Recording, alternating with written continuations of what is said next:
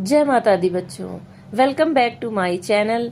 जैसा कि हमने पिछले वीडियो में बीए फर्स्ट सेमेस्टर के एजुकेशन सब्जेक्ट की फर्स्ट यूनिट के 5 में से 3 टॉपिक कवर कर लिए थे।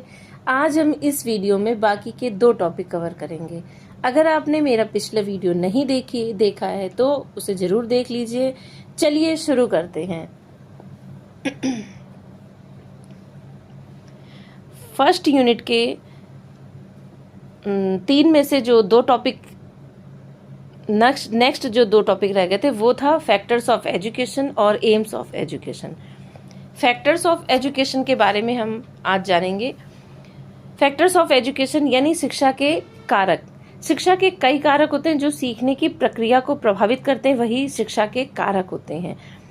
ये कारक व्यक्तिगत, सामाजिक, पर्यावरणीय, आर्थिक, मानसिक, सामाजिक सभी तरह के हो सकते हैं।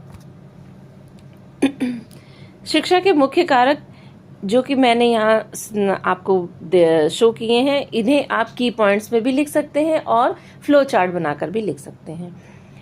ये कारक हैं शिक्षक, पाठ्यक्रम, सीखने का वातावरण, छात्र, सामाजिक व आर्थिक स्थिति, शैक्षणिक प्रौद्योगिकी, माता पिता की भागीदारी, भाषा का ज्ञान, साहित्यिक समझ, सांस्कृतिक जागरूकता।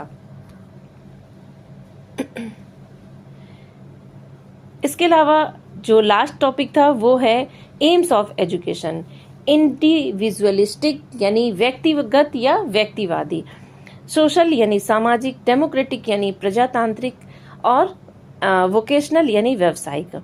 ये उद्देश्य, इन उद्देश्यों के बारे में आपको जानना है कि शिक्षा के मुख्य उद्देश्य हैं जैसे व्यक्तिवादी, व्यक्तिगत क्षमता विकसित करने पर ध्यान केंद्रित करना, सामाजिक, व्यक्तियों को समाज में एकत्रित करना, लोकतांत्रिक, नागरिक जुड़ाव और सामाजिक जिम्मेदारी को बढ़ावा देना, और व्यावसायिक, व्यक्तियों को विशिष्ट करियर के लिए तैयार करना।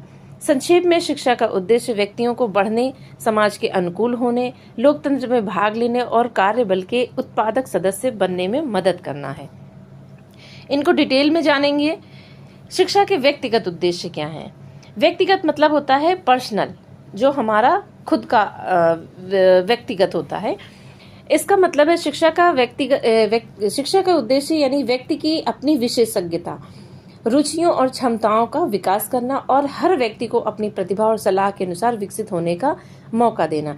यानी जो हमारे खुद के गुण हैं उनको विकसित करना पूरी तरह से, और व्यक्ति का खुद का स्वयं का सर्वांगीण विकास करना। उसका मानसिक विकास हो, शारीरिक विकास हो, व्यक्तिगत में सामाजिक विकास हो, शारीरिक हो, मानसिक हो, बौद्धिक हो, संवेगात्मक हो, भावात्मक हो, हर तरह का व्यक्ति का खुद का विकास होना।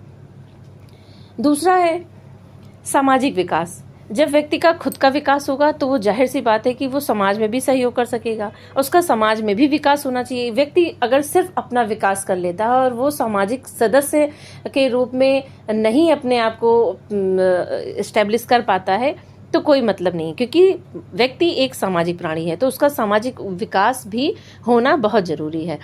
इसका मतलब है जैसे शिक्षा का उद्देश्य व्यक्ति को समाज में एक सदस्य के रूप में रहना और अपना महत्वपूर्ण योगदान देने के लिए तैयार करना, समाज के नियम, मूल्य और संस्कृति को समझना और उसका पालन करना। यानी व्यक्ति का खुद का तो विकास हो ही, साथ में वो समाज का भी विकास करे, और सामाजिक प्राणी है इसलिए वो समाज के नियमों, कानूनों को भी माने और उनके अनुसार अपना जीवन व्यतीत करे। अगला पॉइंट है डेमोक्रेटिक यानी लोकतांत्रिक या प्रजातांत्रिक। इसका मतलब है कि शिक्षा का उद्देश्य हो व्यक्ति में लोकतांत्रिक मूल्य और सोच को विकसित करना और समानता, न्याय और स्वतंत्रता जैसे मूल्यों को समझना और उनका सम्मान करना। यानी कि व्यक्ति खुद का तो विकास करे, समाज का भी विकास करे, साथ में इस समाज में अपना अहम योगदान दे सके। इस समाज में जो लोकतांत्रिक मूल्य हैं, सोच हैं, उनको विकसित कर सके। समाज में समानता, न्याय और स्वतंत्रता जैसे मूल्यों को समझे, यानी कि आपस में एक दूसरे का सम्मान करते हुए अपने भी जीवन में आगे बढ़ सके। लास्ट है व्यावसायिक उद्देश्य। यानी शिक्षा का उद्देश्य व्यक्ति को किसी खास पेशे या कार्य के लिए तैयार करना और व्यावसायिक क्षमता और ज्ञान का विकास करना ताकि व्यक्ति आगे चल सके। यानी व्यक्ति खुद का विकास करे, समाज का विकास करे, प्रजातांत्रिक मूल्यों को विकसित करे और साथ में अपना जीविकोपार्जन लायक भी वो खुद को बना सके। ऐसे उद्देश्य शिक्षा के होने चाहिए, क्योंकि अगर व्यक्ति शिक्षित हो जाता है, अपना भी विकास कर ले, समाज का भी विकास कर ले, लेकिन अगर वो जीविकोपार्जन लायक नहीं बन पाता है, यानी कि कुछ भी आप पढ़ते हैं तो धन की आवश्यकता सबसे ज़्यादा व्यक्ति को होती है जीवन में आगे बढ़ने के लिए। अगर वो धनोपार्जन करने लायक या धन कमाने लायक या व्यवसाय करने लायक नहीं बनता है तो ऐसी शिक्षा को भी बेकार ही कहा जाएगा, क्योंकि ऐसे शिक्षित बेरोजगारों की संख्या बढ़ेगी। इसलिए शिक्षा का मुख्य उद्देश्य व्यावसायिक विकास करना भी है। मुझे आशा है आपको ये टॉपिक समझ में आया होगा। अगर आपको ये वीडियो अच्छा लगे तो लाइक, शेयर एंड सब्सक्राइब करना ना भूलें। Bye bye. जय माता दी बच्चों।